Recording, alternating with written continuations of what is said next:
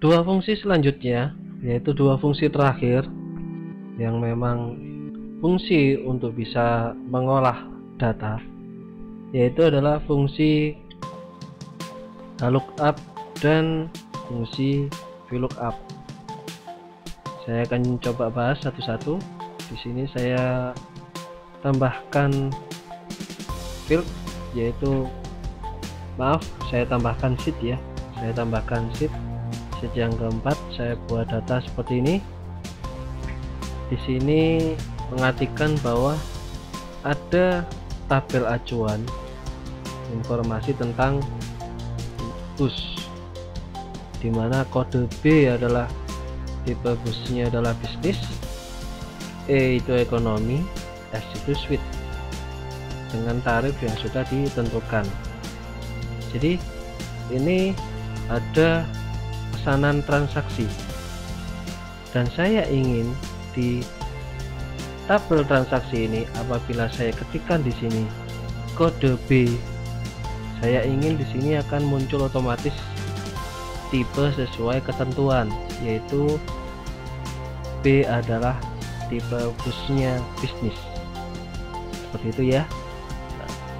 Apabila ketentuan yang dibuat seperti yang sudah ada di tabel, maka kita menggunakan rumus yang namanya adalah VLOOKUP. Adapun rumusnya tulisannya seperti ini, sama dengan VLOOKUP.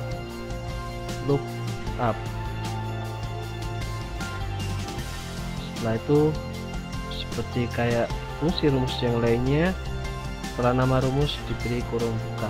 Nah, di sini ada ketentuan. Oke, kita coba satu-satu sambil difahami. Lookup value, saya berikan nilai dari B1.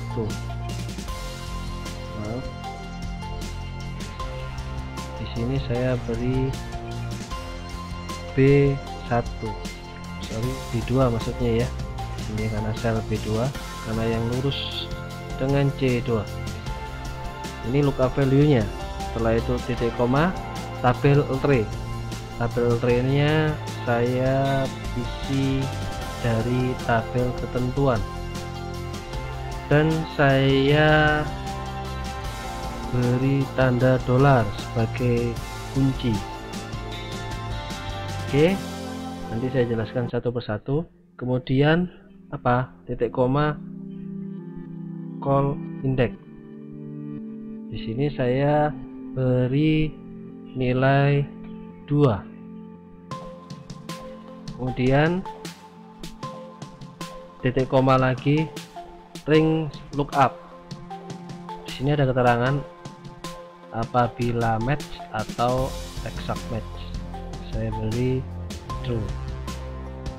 Oke, setelah itu saya enter. Nah, keluar nilainya bisnis. Seperti itu. Jadi kita kembali lagi, kita coba bahas satu persatu. Di sini penulisan rumus sama dengan VLOOKUP. Nah, VLOOKUP, setelah itu lookup value. Lookup value itu adalah nilai yang digunakan untuk acuan.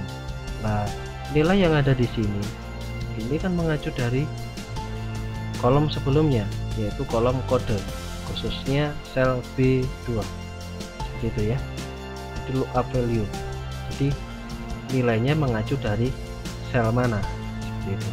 Dan ini pastinya cuma satu sel mengacunya. Kalau lebih dari satu sel pasti akan bingung penulisan rumusnya. Selanjutnya yang kedua ada tabel array, dimana tabel array-nya ini adalah tabel ketentuan, mulai dari headernya, kode, tipe bus, sama tarif, hingga baris yang paling bawah sendiri yaitu S suite atau 100.000. Nah, ini saya blok semua mulai E1 hingga G4 ini ya, dengan G4. Nah, hingga G4, kemudian saya beri dolar. Penulisan dolar di sini tadi saya menggunakan tombol F4. Saya sekarang coba klik F4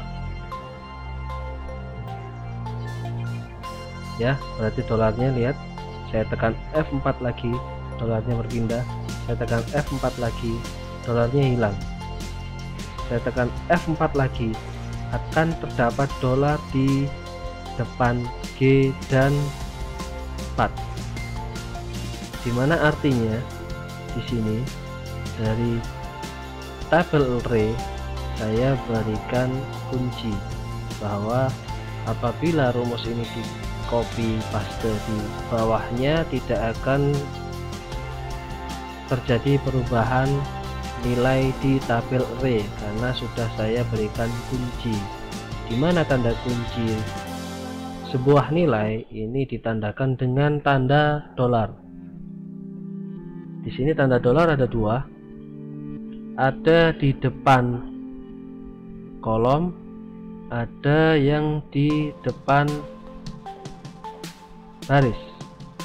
Satu ini baris ya, baris ke satu. Kalau E ini kan nama kolom. Oke, apabila tanda dolarnya di depannya nama kolom, berarti kolom itu tidak akan bisa berubah-ubah.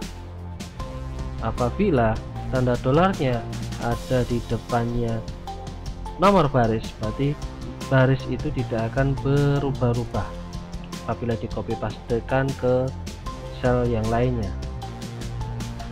Tetapi apabila salah satu saja, mungkin di baris saja tetapi di kolomnya tidak terdapat dolar, berarti kolom bisa berubah-ubah tetapi baris tidak bisa berubah-ubah, tetap di angka 1. Kira-kira seperti itu penjelasan untuk fungsi dari dolar. Nanti bisa dicoba sendiri, praktekkan. Kemudian nilai selanjutnya adalah call index. Di sini saya beri nilai 2. Artinya apa? Kolom indeks kedua. Di sini tabel array yang saya pilih dari ketentuan di sini memiliki 3 kolom. Kolom pertama, kolom kedua, kolom ketiga.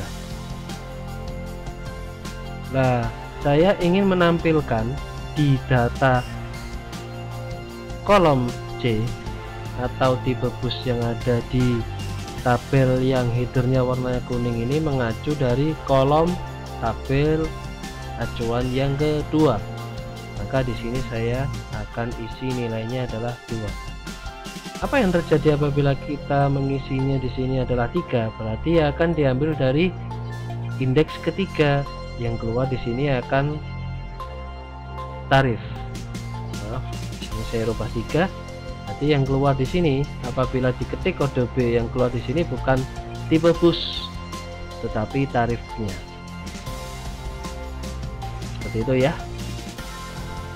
Oke, sekarang yang terakhir adalah range lookup. Di sini ada pilihan true dan false. Ini untuk penentuan atau ketentuan nilainya itu eksak atau non eksak. Walaupun kita tanpa menggunakan, kita hapus seperti ini, juga bisa menghasilkan nilai. Oke, hasilnya 50 ya. Karena B itu adalah kita tadi berubahnya jadi 3, di sini menjadi nilainya adalah indeks kolom ketiga, yaitu tarif. Kalau kita kembalikan menjadi 2, apa yang terjadi? Seperti ini. Saya contohkan di sini, saya isi E, S, E, yang belum apa, S, E sudah semua ya. Ini sini B lagi lah. Oke, saya coba copy paste. Saya copy, saya pastekan ke semuanya. Cek hasilnya. Bisnis, ekonomi, suite, ekonomi, bisnis. Oke, saya kembali ke penjelasan tentang dolar. Kita cek di sini ya, rumus untuk C2 maksudnya ya, C2 di sini mengacu dari B2, betul ya. Tabel array-nya apa? Ini tetap E1 sampai G4. Bawahnya tabel C3 mengacu dari sebelahnya, yaitu sel B3 juga. Tetapi lihat, tabel arraynya acuannya tidak berubah karena E1 dan G4 nya kita kunci menggunakan dolar, dan cara cepatnya bisa digunakan tombol F4 yang tadi saya contohkan. Begitupun juga yang lainnya. Jadi nilai tabel array tidak berubah-ubah, tetapi nilai lookup value nya berubah sesuai sel yang menjadi acuannya. Kira-kira seperti itu cara menggunakan VLOOKUP. Untuk rumus selanjutnya, itu rumus terakhir, masih berhubungan dengan lookup. Kalau ini lookup nya itu adalah VLOOKUP atau vertikal, datanya vertikal. Ini datanya vertikal ya, karena datanya menurun ke bawah. Bagaimana kalau datanya ke samping? Oke, saya contohkan dulu, saya buatkan dulu di sini. Saya copy, ini saya paste. Datanya saya hapus dulu, rumusnya. Oke, saya coba buat data acuan yang sama. Saya copy, tetapi saya transpose. Jadi saya transpose agar datanya menjadi horizontal seperti ini. Pastenya transpose ini ya.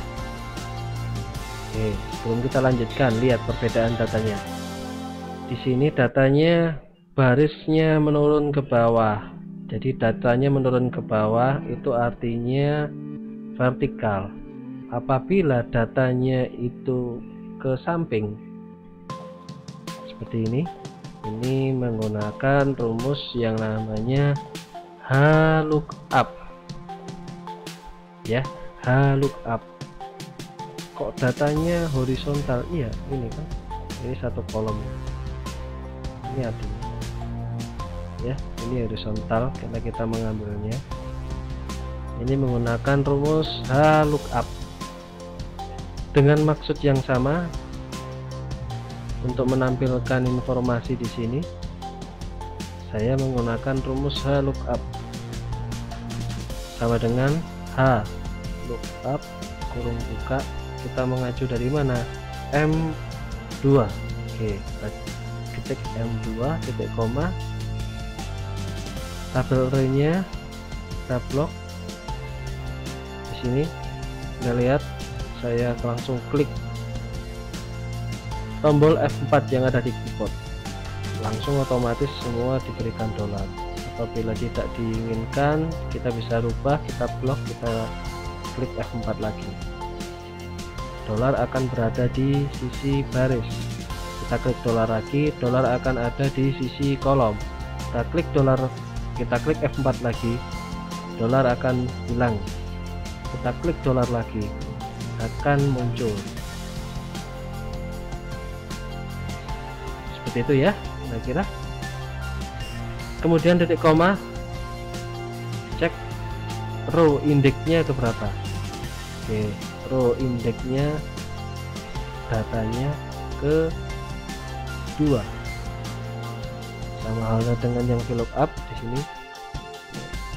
Data kedua, selanjutnya yang paling belakang ring lookupnya tidak saya gunakan, langsung kurung tutup. Hasilnya adalah sama. Saya copy juga, hasilnya sama. Ini data yang menggunakan bentuk secara horizontal, ini vertikal, ini datanya horizontal samping ya. Ini kan datanya, ini datanya, nah, datanya menyamping ke kanan, itu disebut dengan data yang horizontal. Tapi kalau yang ini datanya turun ke bawah, nah karena turun ke bawah bentuknya adalah vertikal. Kalau ini datanya menyamping ke kanan, ini disebut horizontal. Kira-kira seperti itu. Ini rumus yang bisa saya jabarkan untuk yang pertama kalinya membahas tentang rumus Excel. Sekian dan terima kasih.